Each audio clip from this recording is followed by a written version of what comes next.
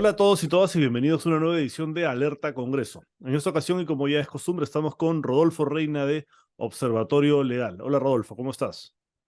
Hola David y saludos a todos los que nos ven. Bueno, ahora vamos a analizar un proyecto de ley que ha sido presentado por la bancada de Perú Bicentenario a iniciativa del congresista Guido Bellido Ugarte. El nombre ya lo dice todo, ¿no? Se llama Proyecto de Ley que concede amnistía a quienes participaron en la redacción y o lectura del documento que contiene el mensaje a la nación del 7 de diciembre del 2022. O sea, propone una amnistía para todos los involucrados en el autogolpe que dio el expresidente Pedro Castillo en diciembre. Dice textualmente, se concede el beneficio de amnistía a todos quienes se encuentren denunciados, investigados, procesados o condenados por todos los hechos precedentes. Los hechos o delitos comprendidos en la presente amnistía no son susceptibles de investigación o proceso, quedando todos los casos en trámite o en ejecución ante el Ministerio Público y o el Poder Judicial archivados definitivamente. Además, se anulan todos los antecedentes y medidas cautelares y se dispone la excarcelación inmediata de todos los involucrados. Por este caso, recordemos que están presos, por ejemplo, el expresidente Pedro Castillo y también la ex premier Betsy Chávez. En la argumentación del proyecto se señalan dos precedentes, ¿no? Para sustentar este proyecto de ley de amnistía. Por ejemplo, la amnistía de 1980 para quienes participaron en las huelgas y paros contra el régimen militar y la amnistía del año 2001 para los defensores del Estado de Derecho denunciados y procesados desde el autogolpe del 5 de abril de 1992, ¿no? Pero aquí llama bastante la atención porque la propuesta de Bellido pretende amnistiar a los que participaron de un autogolpe, ¿no? Los precedentes son para amnistiar a quienes más bien defendieron al sistema democrático de golpes de Estado y regímenes autoritarios, pero aquí es al revés. Y además dice literalmente en una parte del proyecto, es indudable que las amnistías continúan siendo un importante instrumento de negociación política. Esto no nos ha quedado muy claro porque lo que se me vino a la mente cuando leí esto, por ejemplo, fue el caso del indulto a Alberto Fujimori, ¿no? Porque una facción del Fujimorismo liderada por Kenji Fujimori negoció el indulto de Alberto Fujimori a cambio de los votos necesarios para salvar de la vacancia a PPK. Eso fue un escándalo que terminó con la revocatoria del indulto. Pero ahora se propone esta amnistía, esta ley de amnistía como un instrumento de negociación política. Entonces nos preguntamos, ¿qué quiere negociar Guido Bellido ahora para que el Congreso apruebe su ley de amnistía? Por ejemplo, incluir a otros posibles amnistiados a pedido de otras bancadas, por ejemplo. Esos son los temas que vamos a analizar hoy día y te pregunto, Rodolfo, ¿cuál es tu opinión primero en términos generales sobre este proyecto de ley? Bueno, en principio, como tú has señalado en la introducción, sin duda resulta insostenible una propuesta de esta naturaleza, ¿no? En principio porque creo que eh, lo que está en juego detrás de un golpe de Estado o un intento de golpe de Estado es afectar gravemente nuestro ordenamiento constitucional, nuestros poderes del Estado, porque el bien jurídico tutelado del delito de rebelión o de conspiración a la rebelión, que es por lo cual se le está investigando a las personas o altos funcionarios que estuvieron involucrados en el autogolpe de diciembre del año pasado, lo que han hecho es subvertir el orden constitucional, sea así no se haya materializado. Entonces creo yo que esa, la posibilidad de amnistiar atenta también contra derechos fundamentales que están relacionados con los derechos políticos de todos los peruanos. Ujú. Entonces sería un pésimo precedente amnistiar a personas que han protagonizado un golpe de Estado a través de la figura del delito de rebelión o de conspiración al delito de rebelión, ¿no es cierto? E inclusive hay todo un debate jurídico respecto a si se configuró o no el delito de rebelión porque no se habrían ejecutado las órdenes que Ujú. dispuso Pedro Castillo cuando dio ese mensaje a la nación, que inclusive incluía detener a la fiscal de la nación, ¿no es cierto? Cerrar el Congreso, etcétera. Entonces yo creo que eh, la figura del delito de rebelión tiene una particularidad, porque si este se consuma totalmente, de repente Epicentro estaría en la clandestinidad, ahorita en la actualidad. O sea, exigir la consumación es un poco un contrasentido. Y por eso es que nuestro ordenamiento penal también criminaliza el delito de conspiración.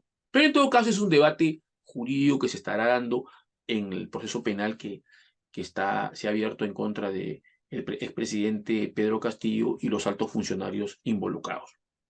Entonces creo que por un lado ahí me parece contrario. Y segundo, desde el punto de vista ya de carácter general también, es el hecho de que ya existe pronunciamientos de organismos supranacionales que justamente le ponen límite a las leyes de amnistía, a los indultos, porque pueden ser utilizados como un mecanismo de impunidad. Entonces, hay que sopesar el derecho al acceso a la justicia, a conocer la verdad, el derecho a investigar y sancionar que le corresponde a todas las personas, con este derecho al olvido, que muchas veces puede ser entendido como una impunidad. Entonces, yo creo que eso de ahí hace insostenible y inviable una propuesta de este tipo.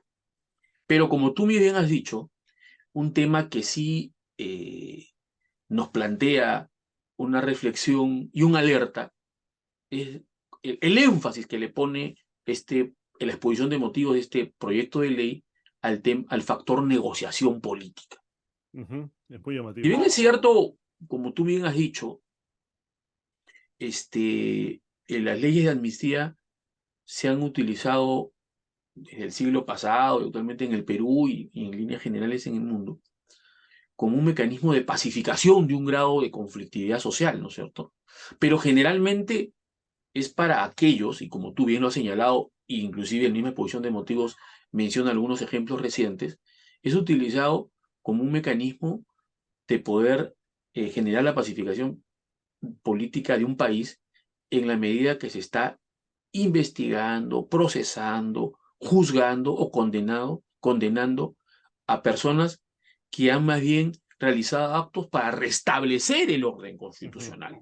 Eso ocurrió después del gobierno militar, cuando se dio leyes de amnistía en el segundo gobierno de Fernando Belaúnde Terry.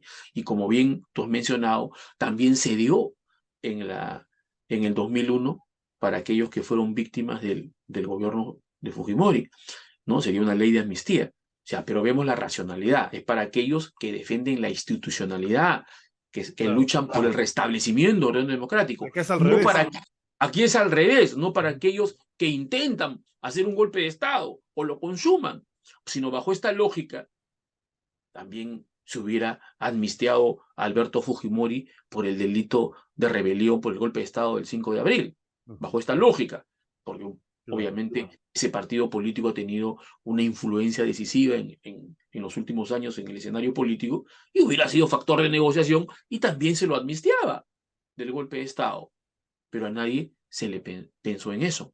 Entonces creo yo que esto de ahí resulta totalmente inviable desde el punto ya de vista general, ¿no? Ahora, mencionabas esta discusión que hay sobre si hubo golpe de Estado efectivamente o no. El proyecto de ley también pone entre sus argumentos que no se consumó, que fue un intento de golpe de Estado. Entonces, como tal, estas personas merecen, digamos, ser exculpados por este hecho. ¿Tú qué opinas? Bueno, yo creo que en principio, independientemente de la discusión jurídica penal, hay un hecho real, ¿no? Cuando los golpes de Estado se consuman, no hay quien te juzgue, ¿no es Ujú. cierto? O sea, exigir que el golpe de Estado se consume para que se configure el delito es, independientemente de la discusión jurídica, es ir contra la realidad política. Porque quien hace el golpe de Estado y se consuma, no hay forma como se lo juzgue, porque él tiene el gobierno total, e inclusive dentro de la intencionalidad de Pedro Castillo era tomar el sistema de justicia, cerrar el Congreso de la República y gobernar por decreto. Entonces, cuando se consuma, es imposible que se pueda juzgar a nadie. O sea, exigir la consumación, si bien es cierto jurídicamente relevante, desde un punto de vista del político es absurdo. Si se da, no hay quien lo juzgue. En Ujú. segundo lugar, y eso lo ha establecido inclusive a nivel jurisprudencial la Corte Suprema con ocasión del procesamiento que se hizo a Alberto Fujimori y los ministros de Estado que firmaron el decreto de ley que materializó el golpe de Estado del 5 de abril. Esa disquisición, o sea, exigir una consumación a veces resulta absurda, porque en principio de repente Epicentro, como dije en su momento, no estaría ahorita, estaría en la clandestinidad de repente. y tú también estarías preso. Entonces eso es absurdo. En segundo lugar, efectivamente también hay un debate respecto al delito de conspiración para la rebelión, para la sedición o el motín. Entonces es cuando justamente no hay una consumación, sino solo hecho de conspirar para materializar un golpe de Estado o materializar el delito de rebelión, también ya configura delito y está previsto en el artículo 349. Y creo que ese debate jurídico se dio cuando se inició el procesamiento a Pedro Castillo y los altos funcionarios involucrados en el golpe de Estado, y creo que a nivel jurisdiccional ha quedado claro. E inclusive la Fiscalía, cuando formaliza la investigación preparatoria, busca varias alternativas de tipos penales para justamente adecuar la conducta de Pedro Castillo y los altos funcionarios involucrados en el golpe de Estado del 7 de diciembre del año pasado, y eso será materia de una dilucidación a nivel judicial, pero creo que el delito está consumado. E inclusive los argumentos de defensa que tiene Pedro Castillo justamente apuntan a decir que no es delito, pero sí puede ser una infracción constitucional, para que solamente merezca pues una sanción política por el Parlamento, que ya se le fue impuesta, pero no un proceso penal. Pero es parte de la discusión, pero yo creo que es clarísimo que ha habido acá una conspiración para un golpe de Estado y que el Estado no puede mantenerse ausente de sancionar ejemplarmente, ¿no es cierto?, este tipo de actos, independientemente que se hayan materializado o no, porque como les digo, muchas veces sería imposible de juzgarlo si se hubiera consumado, y más aún cuando existe la figura de conspiración que también ha sido invocada por el Ministerio Público, ¿no?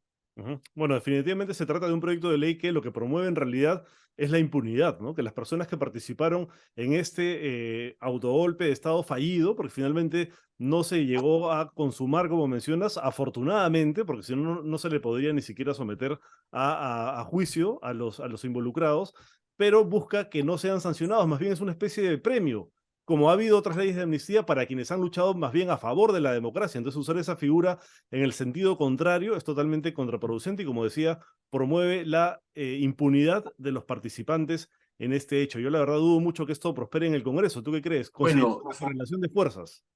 bueno, yo creo que este Parlamento en los últimos tiempos nos ha llenado de sorpresas, ¿no? En principio, porque se puede llevar alianzas políticas impensables, ¿no? De Ujú, fuerzas políticas totalmente contrarias respecto a temas comunes. Por ejemplo, las modificaciones al SUNEDU, ujú. por ejemplo, la elección del defensor del pueblo, por ejemplo, las modificaciones a las normas procesales sobre colaboración eficaz. Entonces, de allí que no me sorprendería acuerdos políticos bajo la manga. Más aún me preocupa cuando el proyecto en su exposición de motivos pone el énfasis a las leyes de amnistías como mecanismo de negociación política. Y como bien tú mencionaste al inicio, que la negociación política significaría plantear un texto sustitutorio durante el debate de este proyecto de Ujú. amnistía que incorpore a otras personas. Claro, Amnistiar, por ejemplo, a Alberto Fujimori. claro, que otras bancadas digan, bueno, aprobamos tu ley, pero incluye también a amnistiados que nosotros proponemos, ¿no? Entonces, ese yo creo que es un gran peligro y un gran riesgo, eh, entender o poner énfasis en la amnistía como un factor de negociación política. Un factor de negociación política que también formaría parte de la elección de la próxima mesa directiva. Entonces, poner énfasis a esa negociación política me parece bastante peligroso. Me parece bastante peligroso. Hay cosas que no son negociables, como es como es la defensa del orden constitucional. Ujú. Ahora, por otro lado, y haciendo un análisis también de la exposición de motivos de este proyecto de ley de amnistía, resulta muy interesante las razones por las cuales ellos justifican este proyecto de ley de amnistía, ¿no? Y creo parten de una lectura errada de la realidad política, que es parten de decir que lo que sucede es que luego del golpe de Estado se ha dado una generación de conflictividad social, o se ha agudizado una conflictividad social que es que tiene como propósito el restablecerlo en la presidencia de la República, Pedro Castillo. Pero ese discurso está alineado con el del propio gobierno, ¿no? Que dicen que las marchas tienen como objetivo pedir la libertad de Pedro Castillo, cuando eso no es exactamente así. Hay un pequeño porcentaje de personas que están a favor de la libertad de Pedro Castillo, pero no se puede decir que toda la inestabilidad política se está generada por esta pretensión, ¿no? Bueno, esto me reafirma que la lectura de la realidad política está totalmente errada o esquizofrénica fuera de la realidad en los dos extremos. Ujú, Por un lado, un extremo de la clase política, representada en el Parlamento, interpreta que esta conflictividad social solamente es asusada por sectores antisistema, ujú, ¿cierto? O inclusive por sectores terroristas. Y por tanto, la solución a esta conflictividad social que ahora se expresa en marchas, en procesos sociales, es declaratorias de emergencia y militarizando al país. ujú, Porque entiende, creo en una lectura totalmente equivocada de la realidad política, que el móvil de estas protestas sociales son única y exclusivamente promovidas por los movimientos políticos antisistema, por ese sector radical del país, y lo cual es una lectura totalmente equivocada de la realidad. Por otro lado, el otro sector también tiene una lectura esquizofrénica de la realidad, fuera de la realidad política, que es pensar que estas movilizaciones sociales, pequeñas, grandes, etcétera, solamente están buscando el restablecimiento de Pedro Castillo en la presidencia de la República, lo ujú, cual también escapa a la realidad. Creo que la crisis política que vive el país es consecuencia de un deterioro de la política de los últimos 30 años, que ahora está llegando quizás a su máxima expresión, donde tenemos un parlamento donde el 90% tiene de rechazo, donde una presidenta de la República es una presidenta débil, precaria, con un grado de legitimidad muy bajo. O teníamos, hasta donde sabíamos, por las encuestas, que el 90% de la población quería un adelanto de elecciones, ya en el 2023 o ya en el 2024, etcétera, pero quería adelanto de elecciones. Esto solamente evidencia que hay un deterioro de la política en el país y que va más allá de que algunos crean que quieren que restablecerlo como presidente a Pedro Castillo o aquellos que crean que todo esto solamente es promovido por los terroristas. ujú. Entonces, esa falta de lectura está llevando pues a este tipo de iniciativas o proyectos, cuando hay un deterioro de la clase política, del modelo político que no responde quizás a los cambios que se están dando en el mundo, ¿no? Respecto a los modelos económicos. Nosotros no podemos negar que nuestro modelo económico, con todos sus defectos, en los últimos 30 años ha generado crecimiento y reducción de la pobreza. Es cierto, hay que corregirlo. No puede ser una letra pétrea que no se Claro, pueda mover. un Es dogma. necesario reformas, Ujú, pero sin duda este modelo económico ha traído crecimiento al país y reducción de la pobreza en los últimos 30 años. Y a su vez, lamentablemente, no ha generado un modelo o un régimen político que pueda estar acorde con este modelo económico. Este régimen político ha generado inestabilidad, está generando caos, está generando imposibilidad de llegar a consensos, a soluciones políticas. O sea, el régimen político, que es la forma como se distribuye el poder en un país, no está creando mecanismos necesarios para solucionar armoniosamente los diferentes conflictos de intereses. Entonces genera pues esta inestabilidad política que al último afecta a este modelo económico que tanto tiempo y tanto sacrificio le ha costado a todos los peruanos poder generar en el país, ¿no es cierto? ujú. Entonces yo creo que esas reflexiones debemos tener. Hoy tenemos un parlamento preocupado en bono, preocupado en temas menudos, cuando hoy hay grandes temas en el país. La Ujú, demanda, el tema de, del posicionamiento del Perú en el litio, ¿no es ujú. cierto? El tema del Perú frente a la inteligencia artificial, cómo va a afectar las relaciones humanas, cómo va a afectar la gestión pública, la gestión privada. Esos grandes temas no están en la agenda política del Parlamento. Están Las grandes preocupados. reformas tampoco, ¿no? Porque uno de los motivos por los cuales se argumentó que no se debía adelantar las elecciones cuando se estuvo discutiendo el tema era decir, no, pero si no se hacen reformas, va a ser lo mismo, hay que hacer las reformas.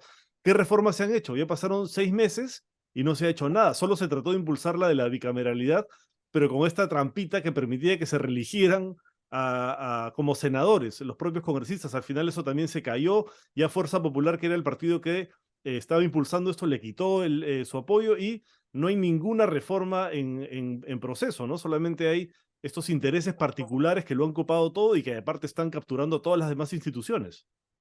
Sí, pues lamentablemente nuestra clase política actual es una clase política inmediatista, es una clase política cortoplacista, es una clase política que priman los intereses privados antes que el bien común, eso es clarísimo, porque lamentablemente no existe clase política en el país.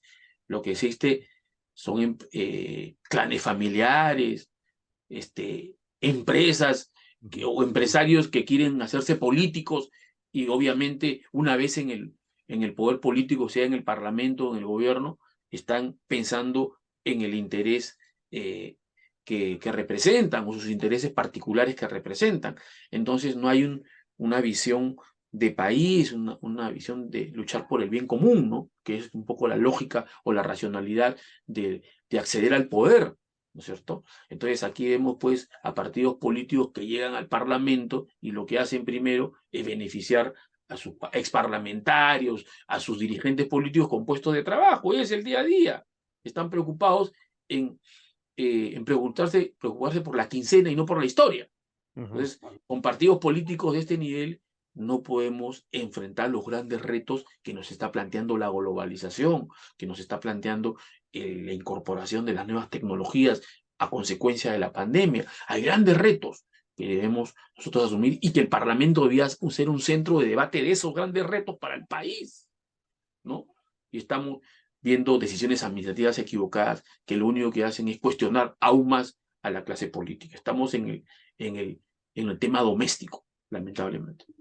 Bueno, vamos a ver, vamos a seguir de cerca este proyecto de ley, cómo avanza en el Congreso y si efectivamente se vuelve objeto de una negociación entre las diferentes fuerzas políticas, que dicho sea de paso, no nos sorprendería considerando todo lo que se ha negociado y todo lo que se ha aprobado en esta suerte de alianzas contra naturas, como las ha llamado una propia congresista de la República. Muchas gracias, Rodolfo, por tu participación en Alerta Congreso. Muchas gracias, David, y saludos a todos los que nos ven en Epicentro. Saludos a todos y gracias por vernos. Hasta la próxima. Chao.